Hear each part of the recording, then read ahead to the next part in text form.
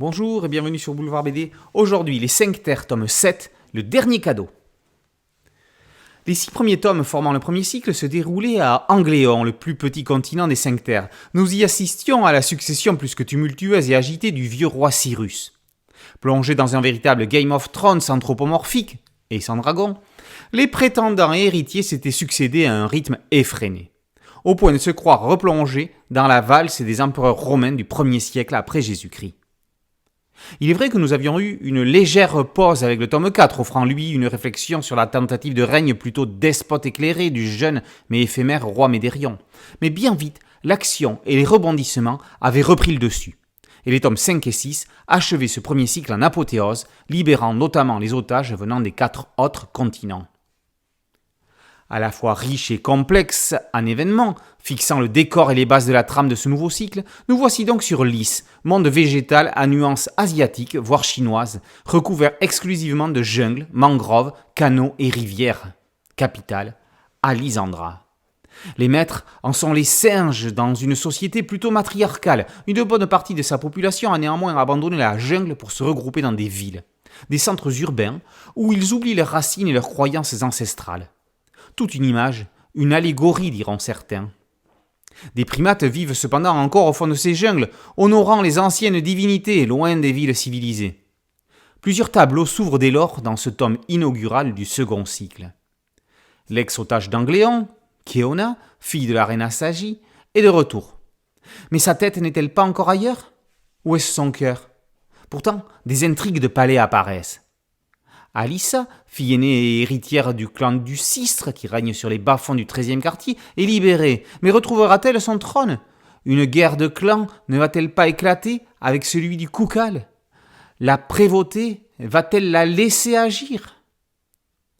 Au-dessus, étudiante en archéologie, entraîne son camarade Teruo dans une expédition risquée à la recherche de la ville perdue de Bakran.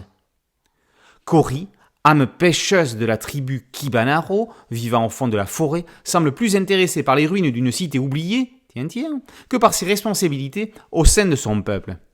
Tout est en place, et cela démarre crescendo, pour un scénario qui n'a rien à voir avec celui du premier cycle, ni avec sa seule faiblesse, un excès de discours. Ouf. Continuité temporelle, par le retour de Keona, mais il est clair que l'action sera plus variée et dans toutes les directions. Les lecteurs les plus imaginatifs et créatifs verront probablement à travers une série d'indices une éventuelle direction des péripéties futures. Décidément, ce collectif, les Wélin, Andoris, Chauvel et Wong, est bien digne des meilleures équipes de scénaristes d'HBO et compagnie. Renouvelant, fluide, logique dans son déroulement, nous sommes pris par la main sans nous perdre dans ce nouveau cadre.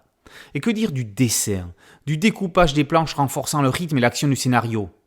Splendide dans ses détails, ses costumes, son univers, les expressions des visages simiesques, rien à redire. Un trait clair et des couleurs parfaitement adaptées à l'ambiance du scénario.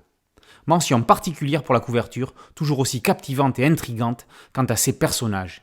Une réussite une fois de plus. Bonus appréciable, le rythme rapide de parution ne laisse aucun répit aux désormais accros des 5 Terres. Le phénomène est réel et se traduit par une impatience nerveuse à chaque nouvelle sortie. 2022 sera une année faste pour eux, puisque pas moins de 3 tomes sont prévus jusqu'en décembre. En janvier, dans le courant du premier semestre, et enfin le 4e tome de ce deuxième cycle au second semestre. Pour rappel, la série devra compter 30 albums. Ce 7e tient la cadence et les promesses des 6 premiers. Merci à mon ami Thierry Ligaud pour cette chronique. Les 5 Terres, tome 7, l'heure du cadeau, par Lewelyn et Le Reculé, est paru aux éditions Delcourt. Boulevard BD, c'est un podcast audio et une chaîne YouTube. Merci de liker, de partager et de vous abonner. A très bientôt sur Boulevard BD. Ciao.